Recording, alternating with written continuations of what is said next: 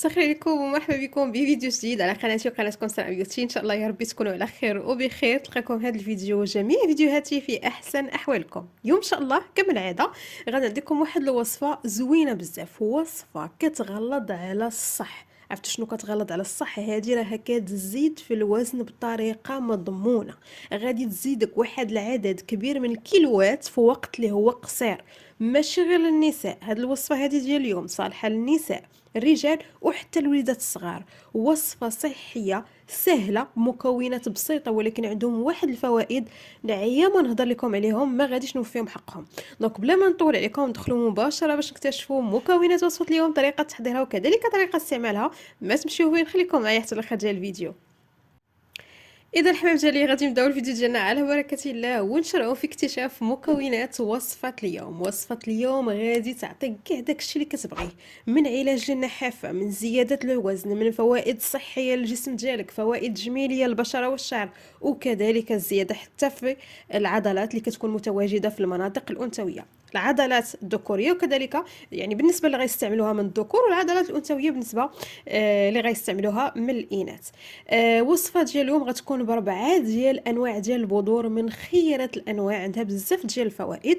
هاد البذور هادي كاين اللي كيعطيها الاحصنه، شوفوا معايا ما شاء الله الاحصنه كيفاش كتكون، كيعطوها لهم باش يزيدوا لهم في الوزن.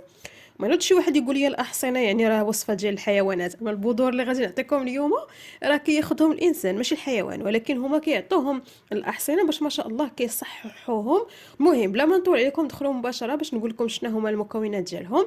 وبالنسبه للناس اللي كيقولوا لي طولتي في الهضره، انا كنحاول ما امكن نعطيكم معلومات على الحويجات اللي نتوما غادي تاخذوها، معلومات اللي يعني القناه ديالي ماشي فقط المحتوى ديالها متعلق بوصفات لزيادة الوزن وصافي. كنحاول ما امكن انها تكون مفيده من ناحيه المعلومات اللي كنعطيكم، من ناحيه القيمه الغذائيه ديال كل مكون اللي غتدخلوا لذاتكم. هادشي راه كيتزاد الرصيد ديالكم.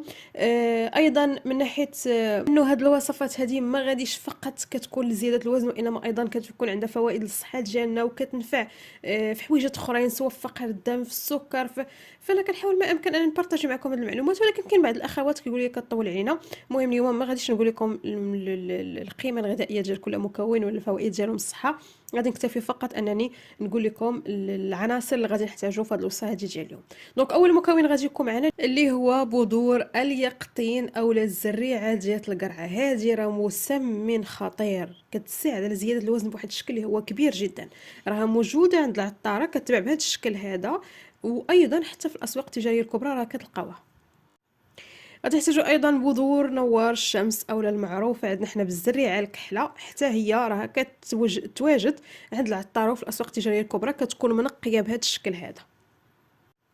غادي نحتاجو ايضا البذور الشيا، مصدر من مصادر الاوميغا 3 رائعه جدا. ما تكونش ليا شي وحده راه كتنقص الوزن، كتنقص الوزن الا خديناها بوحدها بواحد الطريقه معينه، اما الا خديناها مع هاد البذور هادو اللي غادي نشارك معكم اليوم وبالطريقه اللي غادي نقول لكم، كونوا على يقين ان غتزيدكم في الوزن بواحد الشكل اللي هو كبير جدا.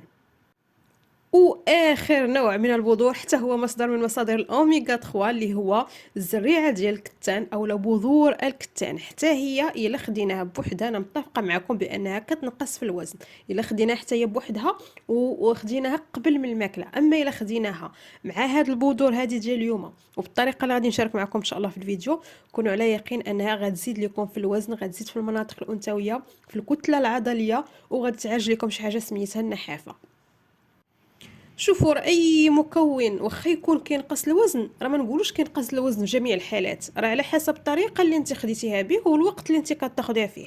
كاين عندكم نعطيكم على سبيل المثال الخميره ديال الشعير اولا سبيرولينا، هادو كاملين الا خديناهم قبل الماكله راه كينقصوا في الوزن، ولكن بعد الماكله كيزيدوا في الوزن. وقس على ذلك كاين بزاف الانواع بحال بذور الشيا، بحال زريعه الكتان، بحال الشوفان ايضا حتى هو الا خدينا قبل من الماكله راه كينقص الوزن، من بعد الماكله كيزيد الوزن. فما نحكموش على واحد الحاجه نقولوا لا راه كتنقص الوزن في جميع الحالات. دونك هادو هما البذور اللي غادي تحتاجوا في وصفه اليوم. كيف قلت لكم نعاود نكرر، بذور اليقطين عفوا، بذور نوار الشمس، بذور الكتان، وكذلك بذور الشيا. بالنسبة لطريقة استعمال الوصفة، غادي تاخدوا بذور اليقطين أو الزريعة ديال القرعة، بذور نوار الشمس أو الزريعة الكحلة، وبذور الكتان أو زريعة الكتان. هاد الثلاثة هادو حيدوا ليا بذور الشيا، ما تقربوش ليها، غير هاد الثلاثة اللي قلت لكم. غادي تحمروهم في مقيلة، حاولوا انكم تبقاو هكا مقابلينهم، كدوهم كتجيوهم تيتحمروا. ومن بعد ما كيتحمروا كتحيدوهم من فوق البوطه، كتطفوا عليهم البوطه. هذيك الساعه باش كتزيدوا بذور الشيا وكطحنوا الكل، خص ولا بدنا نطحنوهم كاملين حتى كنحصلوا على واحد البودر. هاد البودر شنو غادي نديروا ليها؟ غادي نوضعوها في شي قريعه ديال الزاج، وغنبداو كناخذوا منها معلقه كبيره من بعد الوجبات. بالنسبه للطريقه باش غادي تاخدوها، لكم واسع الاختيار، اما كديروها مع ياغورت طبيعي، ياغورت ديال الشكلاط، ديروها مع كاس ديال الحليب يكون دافي، الحليب يكون كامل الدسم، ديروها مع العصائر ديالكم، ضيفوها للعصائر ديالكم، ضيفوها للسلطات ديالكم، الاكل ديالكم كيف ما بغيتو تستعملوها. اضعف الايمان بالنسبه للناس اللي ما بغوش يديروا هاد الطرق هذه كاملين، كاينه طريقه اخرى اللي هي كتاخذوا معلقه كبيره من بعد كل وجبه مع كاس ديال الماء، كتصفوها بكاس ديال الماء بعد كل وجبه معلقه كبيره. شوفوا هاد البذور راه عندهم واحد القوه خارقه في انهم يزيدوا في الوزن، يعالجوا لكم النحافه، يزيدوا في الكتله العضليه، يفيدوا الجسم ديالكم، عندهم بزاف ديال الفوائد الصحيه، فوائد جميليه رائعه جدا. هاد الوصفه قلت لكم كتعطى الخيول باش ما شاء الله يزيدوا لهم في الوزن ديالهم وتصححهم ايضا. دونك تبعوا هاد الوصفه هذه، خذوها الوقت اللي نتوما بغيتيه حتى تبان لكم النتيجه، والنتيجه راه كتبان في وقت اللي هو قصير، ما كطولش بزاف. الا خديتوها بطبيعه الحال على حسب اللي خداها مع الماء راه غتاخذ شويه ديال الوقت. حاولوا ما امكن انكم تاخذوها مع ياغورت، والياغورت كنفضل انا دائما البيرلي كيعطي نتيجه زوينه، اولا ياغورت ديال الشكلاط، هنا كتكون النتيجه اسرع. المهم نتوما غير واظبوا عليها وان شاء الله راه غتبان لكم النتيجه، ونتيجه غتكون مرضيه وغادي تعجبكم بزاف. دونك هنا غادي نكونوا سالينا الفيديو ديالنا. كانت خفيفه ظريفه هكا، حاولت ما امكن انني نزرب باش ما نطولش عليكم، ما عطيتكمش الفوائد، ما شرحتش لكم يعني المكونات ولا القيمه الغذائيه ديال كل عنصر من هذه العناصر هذه. وجربوا الوصفه على ضمانتي، كتعطي واحد النتيجه زوينه، وردوا عليا ان شاء الله الاخبار. وحتى نتلاقاو ان شاء الله فيديو جديد ووصفه جديده. ولكن قبل ما تخرجوا ما تنساوش تدعموا القناه باللايكات ديالكم، بالبارطاج مع الحباب والصحاب، وكذلك بلي كومونتير اللي كنكون سعيده جدا كل ما قريتها. وحتى نتلاقاو ان شاء الله مره اخرى، كنقول لكم تهلا في ريوسكم، كنبغيكم بزاف، السلام عليكم.